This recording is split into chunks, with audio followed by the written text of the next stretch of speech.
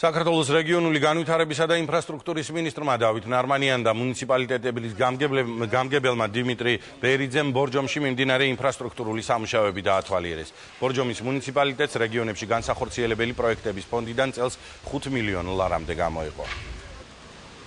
ბორჯომის მუნიციპალიტეტი ჩვენთვის ერთ-ერთი პრიორიტეტული მუნიციპალიტეტია, იმდენად რამდენადაც მნიშვნელოვანი საკურორტო ზონაა. წელს რეგიონებში განსახორციელებელი პროექტების ფონდიდან 5 მილიონ ლარამდე მიიღო ბორჯომის მუნიციპალიტეტმა და რამდენიმე მნიშვნელოვანი პროექტი კეთდება გზა თავის ნაპირდამცავი მოწყობილობებით, კეთდება შესაბამისი მოედნების რეაბილიტაცია, იგება ქვის საფარი, გარდა ამისა კეთდება კანალიზაციის სისტემა. ერთ-ერთი პროექტი არის, სადაც ვიმყოფებით ბორჯომ პარკის 9 აპრილის სკვერისა და მიმდებარე ტერიტორიების რეაბილიტაცია, რომელიც მიზნად ისახავს ამ კუთხით განვითარებას და ტურისტის მოზიდვას.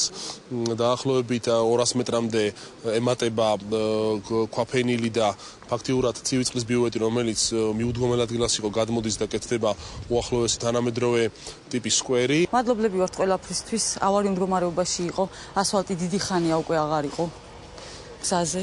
ეს ბეტონი შემონგრეული იყო ყველგან აბსოლუტურად აქეთ. კარგად იცით, ყველაფერი სტენკებშია. ყველაფრისთვის მადლობლები ვართ.